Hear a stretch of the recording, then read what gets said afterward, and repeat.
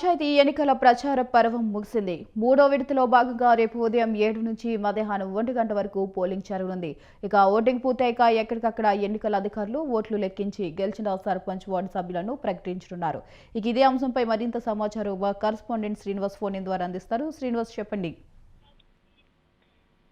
వైశాలి, ఏదైతే గత 2 రోజుల క్రితము ఫస్ట్ విడత సెకండ్ విడత పంచాయతీ ఎన్నికలైతే చాలా ఎటువంటి అవాంఛనీయ ఘటనలు జరగకుండా మంచిగా ముగిసాయి. ఇప్పుడు మూడో దశ పోలింగ్ అటు భూపాలపల్లి జిల్లాలో కూడా 2 విడతలు పూర్తిగా ప్రశాంతంగా ముగిసాయి. ఇప్పుడు మూడో విడత పోలింగ్ భూపాలపల్లి, ములుగు జిల్లాల్లో బుధవారం రోజు 17వ తారీఖు రోజు ఏర్పాట్లకు అధికారులు అయితే సర్వం సిద్ధం చేశారు. మూడవ దశ గ్రామ పంచాయతీ ఎన్నికలకు నిర్వహణకు పొరపాట్లు ఎక్కడ తావు లేకుండా పటిష్టమైన ఏర్పాట్లు చేయాలని ములుగు జిల్లా కలెక్టర్ టిఎస్ దివాకర అధికారులకైతే గట్టి అల్టిమేటం జారీ చేయడం జరిగింది.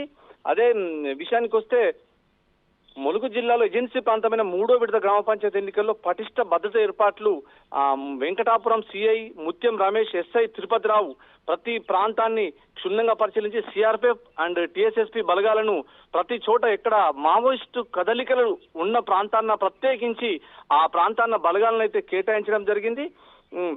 వాజేడు మండలంలో 17 గ్రామ పంచాయతీలున్నాయి. వెంకటాపురం మండలంలో 18 గ్రామ పంచాయతీలు.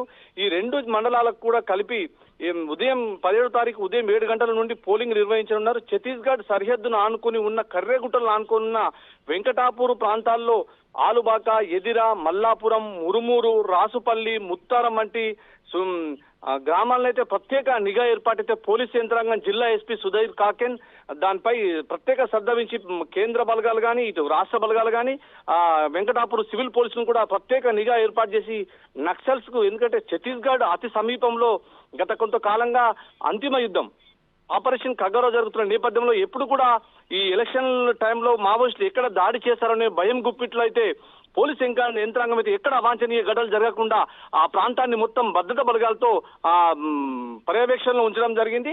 అదే విధంగా ఇప్పటికీ ములుగు, భూపాలపల్లి జిల్లాల్లో ఫస్ట్ విడత 2 విడతలో మాత్రము కాంగ్రెస్ పార్టీ హవా అయితే కొనసాగింది. దానికి ఉనికి బీఆర్ఎస్ పార్టీ కూడా అనుకున్న దానికన్నా ఎక్కువ స్థానాలనే వెనుకనే 2 అంచెలో సాధించడం జరిగింది. ఇక బీజేపీ అయితే నామమాత్రంగా తన ఉనికిని చాటుకోవడానికి అడపాదడపా కొన్ని స్థానాల్లో గెలవడం జరిగింది.